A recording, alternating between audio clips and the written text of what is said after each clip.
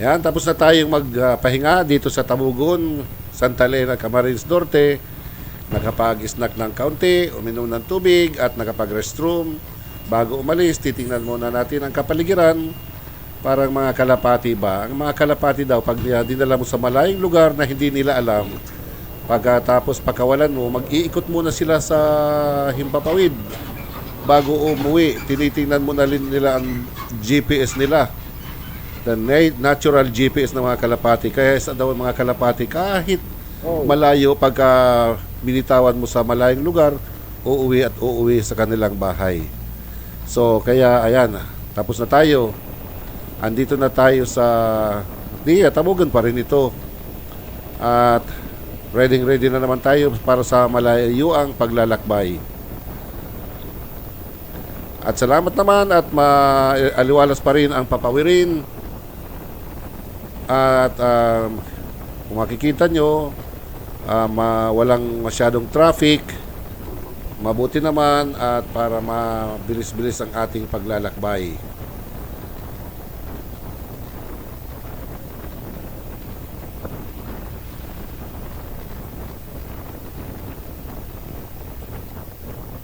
A few moments later.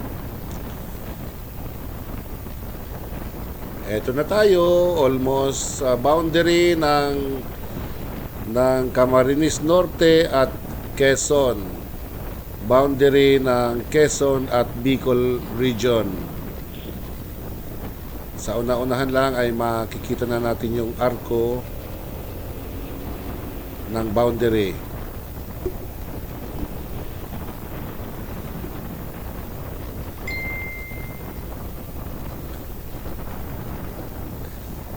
Eto na nga. Diyos mabalos. Diyos mabalos. Maligayang paglalakbay.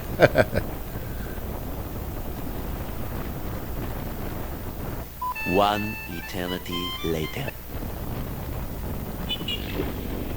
Andito na tayo sa Calawag. This is part of Calawag, pero hindi ito ng bayan ng Calawag.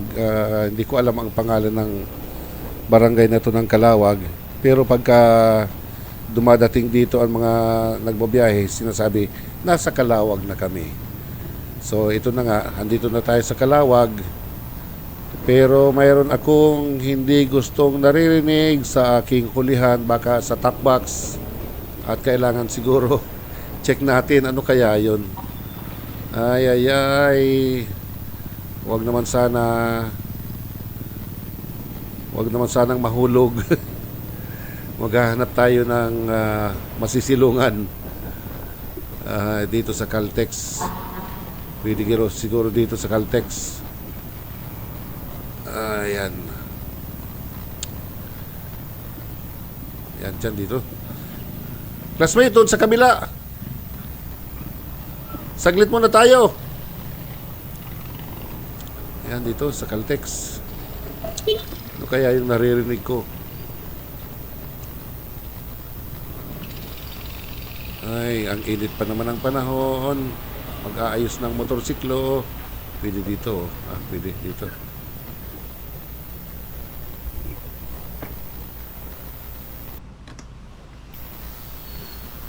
Masilip nga.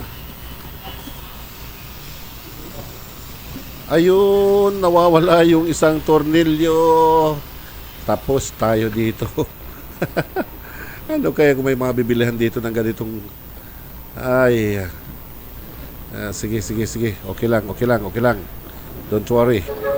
Maghanap tayo, baka may hardware dito.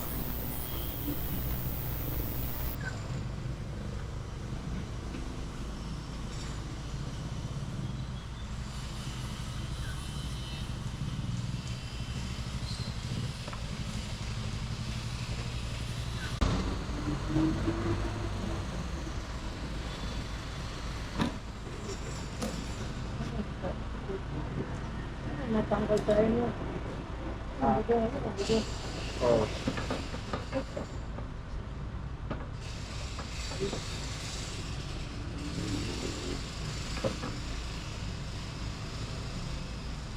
Here.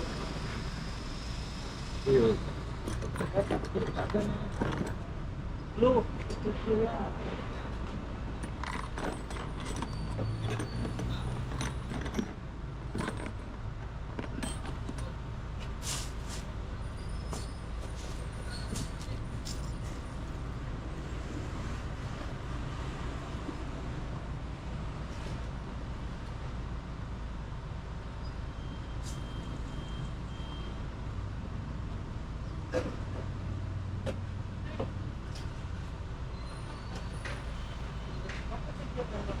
One eternity later. So andito na tayo, papunta na tong Lukban. Salamat naman at nakakuha tayo ng pyesa ng motorsiklo, kaya ayan, tuloy-tuloy na ang ating biyahe. Sigurado na to. Papasok tayo ng Lukban.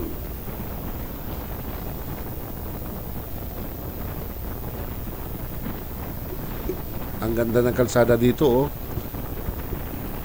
Kailan kaya ko huling dumaan dito? Matagal na, hindi ko na alam. Ito yung medyo talye ng ano to. Parini Lukban, Summer and Art Capital of Quezon Province. Bakit kaya tinawag na Summer and Art Capital ng Quezon ang Lukban? Ang sagot ay hindi ko alam. Anyway, salamat pa rin at walang masyadong traffic at si Haring Araw ay patuloy pa rin tumataginting ang sikat ng kanyang liwanag. Pero may mga pulo-pulong ulap sa himpapawid. Sana naman ay huwag uulan. Parang awa niya na. Ayan. Okay lang, sige lang. Okay lang tayo. Patuloy sa paglalakbay.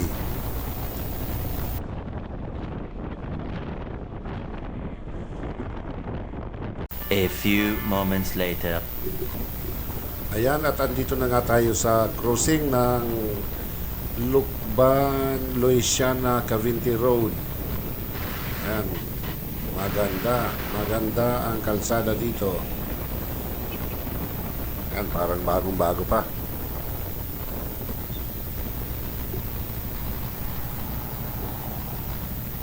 Ay, si classmate. Parang may sasabihin. Hey. McDonald. Ha? McDo. Ano? McDo. McDonald. A few moments later. Ayan, nandito na tayo sa Calirayan Lake. Ito ang pinaka-popular na lake dito sa Laguna. At alam niyo, itong lake na to ay man-made.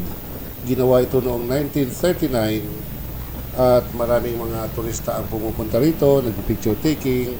Gaya sa atin ngayon, magpi-picture taking tayo at pagsisilayan natin ang kagandahan ng lake na ito. Ang lake na ito ay nasa municipalities ng Lumban, Cavite at Kalayaan dito sa Laguna.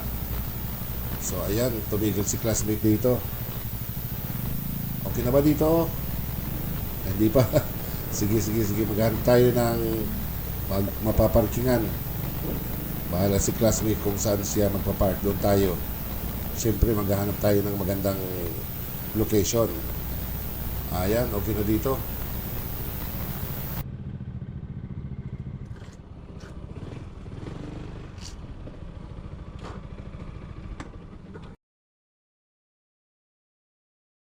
The days and the nights